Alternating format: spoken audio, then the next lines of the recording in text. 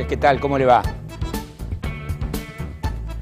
¿A cuántas horas estamos de elegir al nuevo presidente de la Argentina?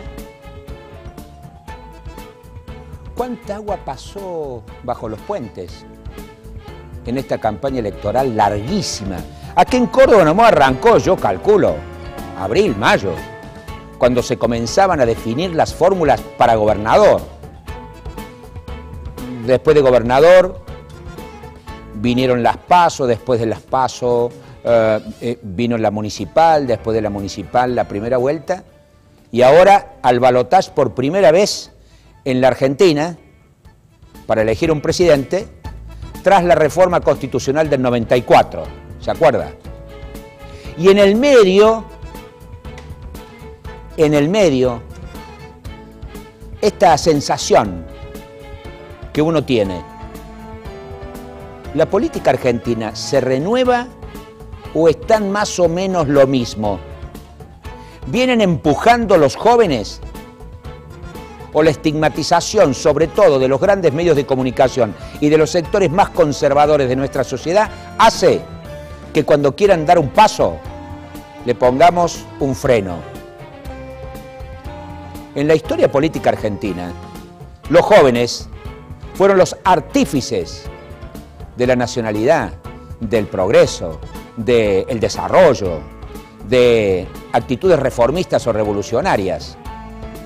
Desde los jóvenes de Mayo, allá, hace 200 años, hasta hoy. De la recuperación de la democracia para acá, recuerdo la estigmatización de la JP, la estigmatización de la Junta Coordinadora Nacional, de los radicales, de Alfonsín, y podría seguir. En los últimos tiempos, la cámpora, como si fuera el insulto mayor que uno pueda proferir en la política nueva en la Argentina. Pero también hay jóvenes del PRO. Pero también están los jóvenes de la Unión Cívica Radical que comenzaron a resurgir. Nunca se fueron de las universidades. Franja Morada debe ser una de las agrupaciones estudiantiles de mayor antigüedad, prestigio y, diría yo, buenos resultados en los centros de estudiantes. O la Juventud Comunista, o la Juventud Socialista, lo que en mi tiempo se llamaba el Movimiento Nacional Reformista en la universidad. ¿O qué son los jóvenes del Partido Obrero, del Frente de Izquierda de los Trabajadores? Uno de ellos, del Caño, venció en una interna al histórico Jorge Altamira.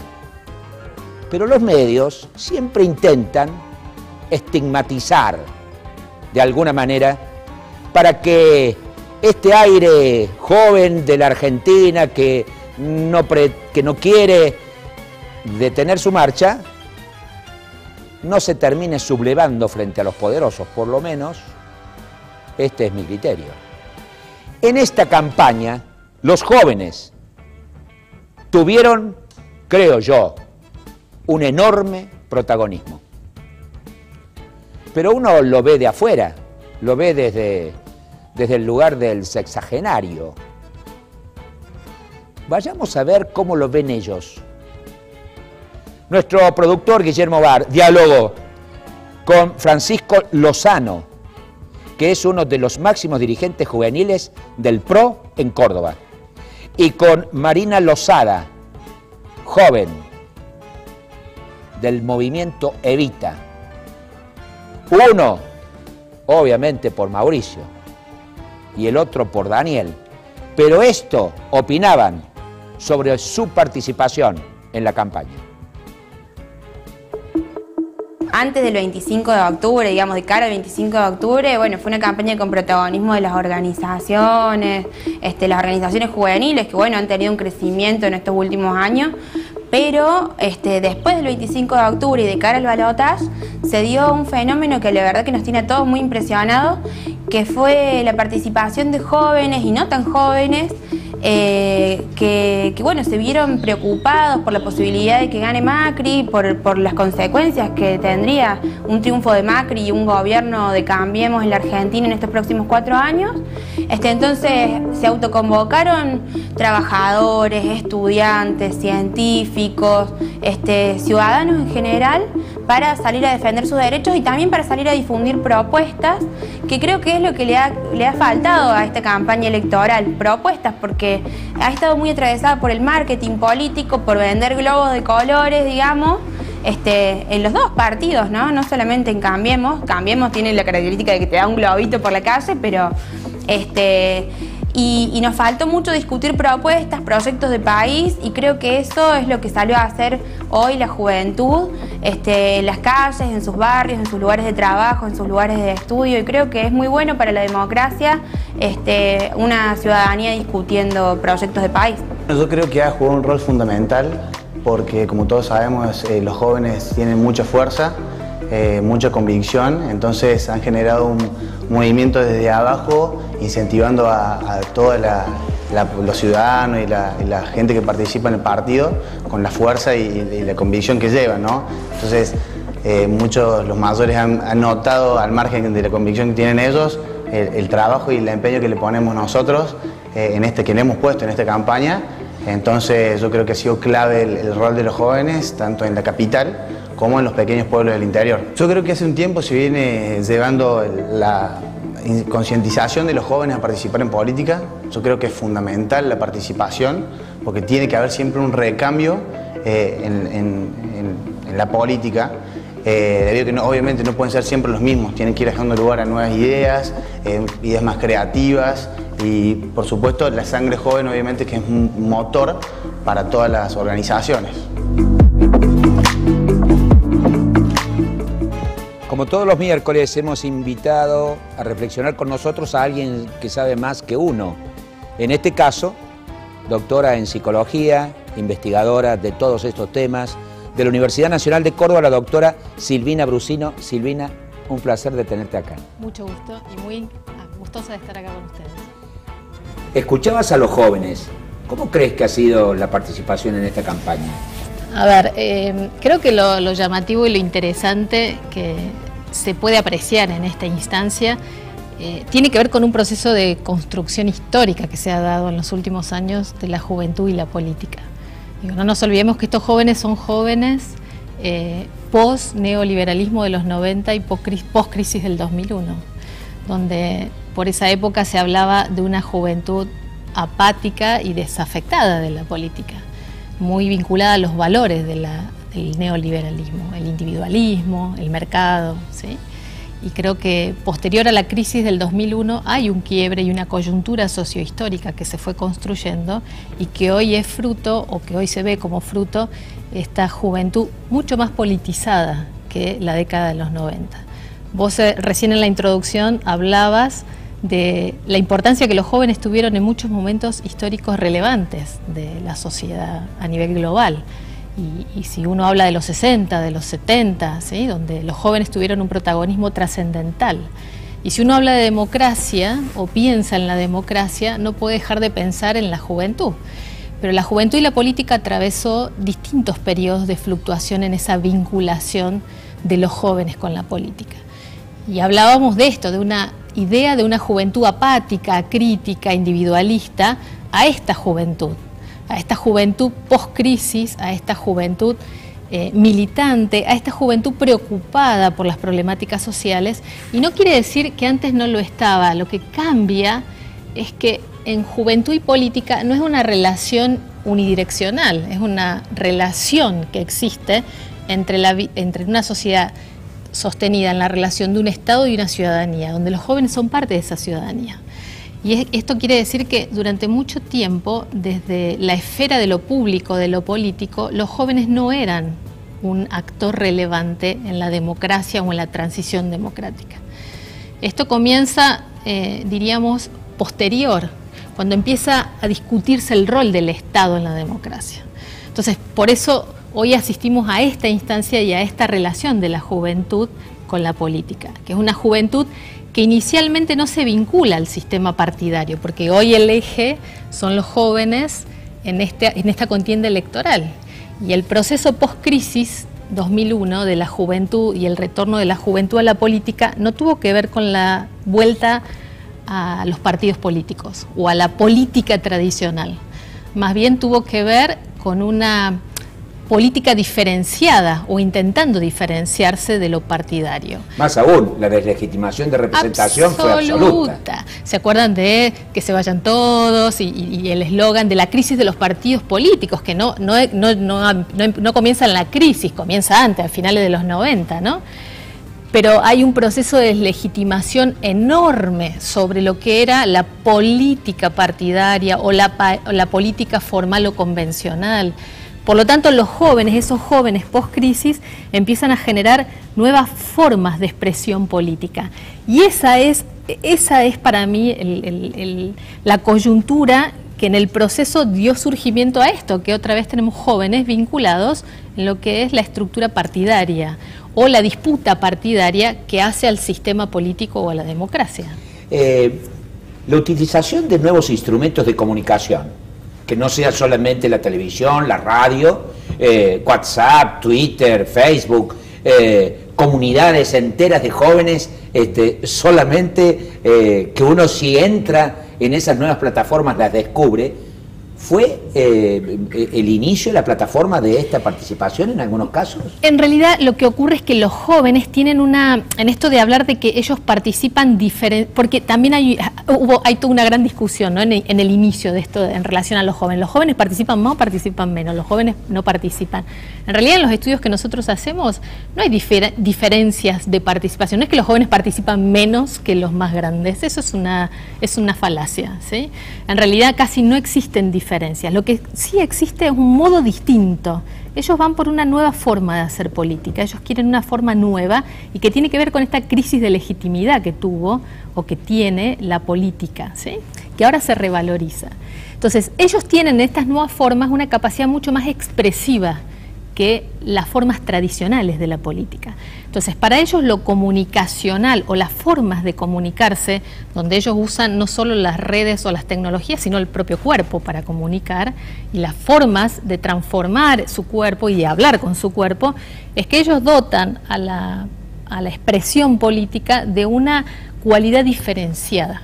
Y por eso ellos tienen una capacidad enorme para expresarse, o generar esa expresión en lo político.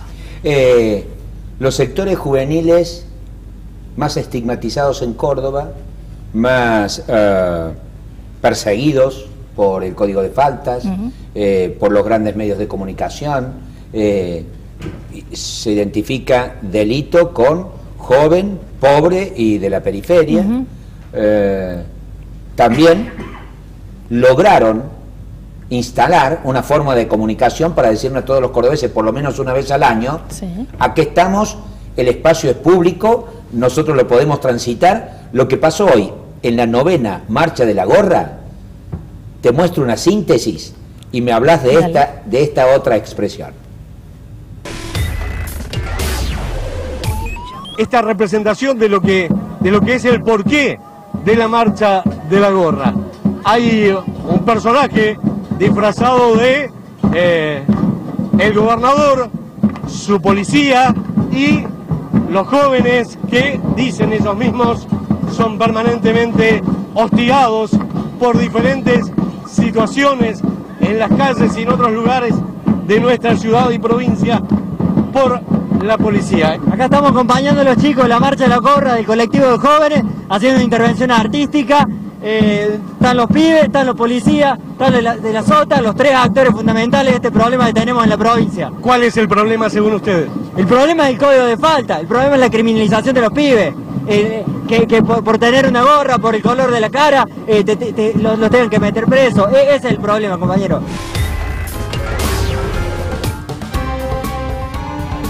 Bueno, esto es un reflejo claro de lo que hoy es la participación juvenil.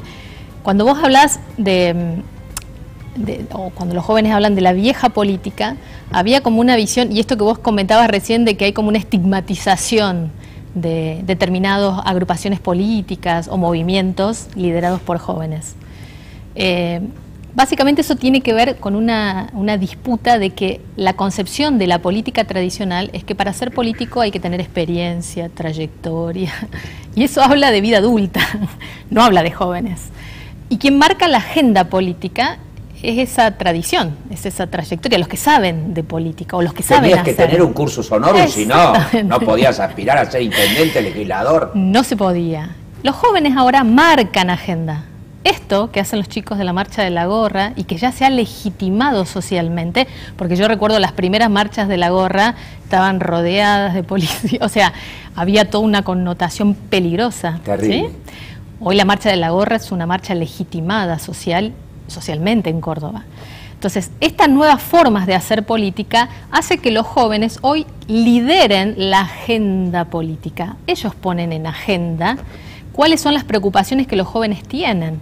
Y hay, obviamente, que en este resurgimiento, y por eso hay una vuelta de toda esta deslegitimación partidaria y una vuelta al partido, porque los jóvenes también ahora están empezando a ver que hay una relación y hay una posibilidad de acceso, ya no hay que ser un hombre grande y de trayectoria para ocupar un puesto, sino que los jóvenes pueden tener posibilidades de entrar a la dinámica política a través de los partidos políticos y que esta entrada es una herramienta de cambio social y político, porque pueden formar parte de las estructuras de gobierno. De hecho, vos nombrabas a Del Caño. Del Caño quedó cuarto en una contienda electoral nacional, una persona muy joven.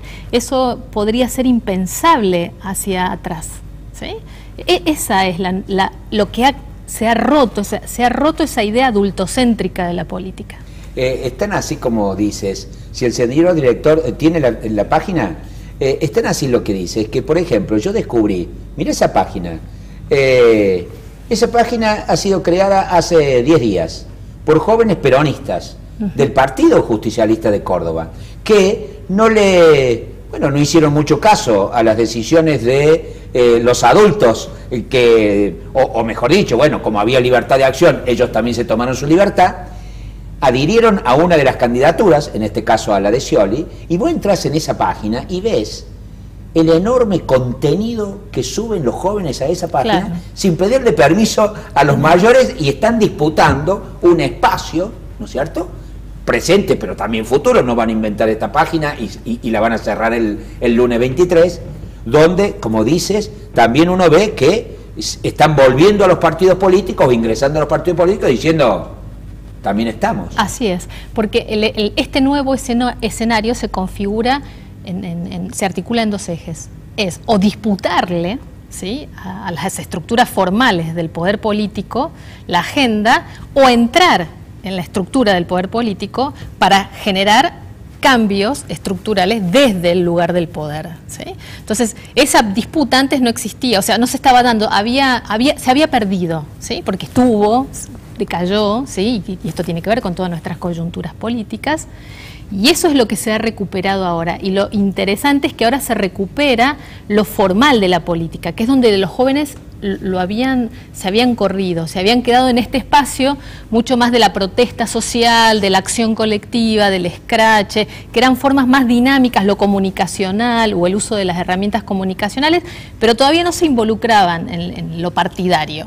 Bueno, ahora no, ahora lo que se ha visto en este último tiempo es la vuelta de los jóvenes a lo partidario y a romper con el mundo de los adultos y a decir: acá estamos nosotros marcamos agenda también, nosotros también tenemos preocupaciones. Y en el mismo sentido, los chicos de militancia política partidaria, tanto del PRO como del Movimiento Evita, se expresaban de esta manera sobre la elección del domingo. Mira. Y yo creo que realmente Mauricio y todo el espacio Cambiemos representa un cambio en la política que se ha venido llevando estos últimos años. y mediante equipos, trabajo en conjunto, escuchar a los ciudadanos, generar un poco la concientización que este cambio lo tenemos que hacer entre todos, generando la participación de todos las personas de esta nación. Así que creo que es un poco el conjunto de eso, trabajar en armonía con todos, escuchar a los vecinos, analizar, digamos, las estrategias que tengamos a nivel nacional, pero siempre escuchando otras campanas para, en base a eso, tomar un rumbo acorde a toda la ciudadanía. Hoy están en juego, con mucha claridad, dos proyectos de país muy distintos, ¿no? El proyecto de Macri y de Cambiemos, que es un proyecto que bajo la palabra cambio, que es una palabra muy bonita y que todos estamos de acuerdo, esconde intenciones realmente oscuras que vienen del pasado, que vienen de los 90, que vienen del neoliberalismo más salvaje, que ha dejado nuestro país en ruinas, que ha vendido nuestro país, que nos ha dejado sin trabajo, sin posibilidad de estudiar y de tener un futuro, contra el proyecto del Frente para la Victoria, que claramente este 25 de octubre, con el resultado electoral, nos hemos dado cuenta de que nuestra sociedad sí necesita un cambio, pero lo que acá tenemos que discutir es qué tipo de cambio necesitamos. Ya hemos salido del infierno, pero nos falta mucho y nos falta atravesar la etapa que propone Daniel Scioli, que es la etapa del desarrollo. La etapa en la cual la industrialización, la lucha contra el narcotráfico, la ciencia y la tecnología, la educación van a ser claves para el futuro de la Argentina. Los chicos te plantean... Es más, hace 5 años en Córdoba, cuando empezaron las tomas en los colegios secundarios por la reforma de la ley provincial de educación, la cuestión de los jóvenes a disputarle al gobierno una problemática que los atraviesa absolutamente, como es la educación, arrancó ahí. Los chicos en el secundario tomaron los colegios en Córdoba, que se invisibilizó un poco por lo que pasaba en Buenos Aires y las tomas de los colegios de Buenos Aires. Nosotros en psicología trabajamos algo que es muy interesante, sobre todo cuando uno habla de participación política, sea el tipo que sea, que es el proceso de socialización política por el que atravesamos. Si bien no hay una escuela de la política, la escuela de la política es la vida cotidiana. Y uno aprende de política viviendo en la sociedad en la que vive. Los colegios son grandes educadores de lo que es la vida política de una sociedad. Y estos chicos son todos chicos egresados de colegios donde empieza a haber en los colegios secundarios la reorganización de los centros estudiantiles y donde los reclamos, que a veces tienen que ver con cuestiones más gremiales de lo educativo, salta en el 2010 a una disputa por una reforma de una ley educacional que aspiraba a un acceso gratuito, laico y de calidad de la educación pública, que no era un reclamo gremial individualista, era un reclamo social, colectivo, que los atravesaba a ellos y que los trascendía a ellos. Hasta discutieron cuál iba a ser la participación de las empresas dentro de la currícula educativa, hasta discutieron si la religión se iba a meter o no se iba a meter en la currícula, ¿me acuerdo? ¿Te acordás? Bueno, eso pasó 5 años, es esta gente, o sea, todo eso es lo que ha confluido, digo, no es que estos chicos salen ahora de una... Claro, esto fue todo un proceso de construcción política donde todas estas cuestiones que atraviesan a los jóvenes, como la sexualidad, la educación, la calidad de vida a través de la ecología, el ambiente, son preocupaciones genuinas de los chicos, de los jóvenes. Y ellos ponen en agenda esto y hay una discusión hoy, y de hecho han salido muchas leyes de grupos minoritarios, de género, de identidad de género, de reproducción, que tienen que ver con problemáticas que muchas veces la juventud la ha vivido o se vivía como del dominio de lo privado, o sea, pero al pasar al dominio de lo público y disputar el espacio público se transformó en político. Y los chicos vieron después de muchísimos años reflejado el interés que tiene la juventud en términos políticos. Recuerdo que la discusión en nuestra época era cuando venían los mayores y nos decían: vamos a hacer política para ustedes, como si ellos nos pudieran interpretar, y nosotros respondíamos: si no es con nosotros, no, porque para nosotros no. Digo, esto hoy está más cuidado por la dirigencia política en relación a los jóvenes. Exactamente, absolutamente. De hecho, esto se da porque hay un interlocutor, o sea, hay una relación. Esto no podría darse si no hay un gobierno, si no hay partidos que estén escuchando esto o que estén articulando con estos procesos, por eso la juventud se transforma en protagonista. Por eso, porque hay una relación que promueve que eso surja. Queda, por lo menos para mí, en Córdoba, si uno analiza la dirigencia gremial y uno dice, el secretario general tal lleva 30 años, el secretario general cual lleva 25. Aparecen en primera fila dirigentes gremiales de mucho tiempo, pero cuando uno se mete hacia adentro de las estructuras gremiales, va descubriendo que hay mucho delegado joven, que hay mucha votación en las fábricas, y hay una nueva dirigencia juvenil sindical que dentro de poquitos años la vamos a descubrir los grandes medios. Totalmente, porque hay otro eje que los jóvenes han disputado en los últimos tiempos y que tiene que ver con la precarización laboral. Los jóvenes, en el incipiente ingreso al acceso del trabajo, no siempre ingresan en las mejores condiciones. Otro eje de discusión de la juventud fue la precarización laboral. Y de hecho, cuando nosotros, los estudios de juventudes que hacemos, en el 2007, por ejemplo, las primeras apariciones que teníamos de jóvenes militando en estructuras más formales era la sindical. Porque eran estos jóvenes que entraban a la formalidad de la política a través de la agremiación sindical. No partidaria todavía, la partidaria se ve más reciente, pero sí la sindical.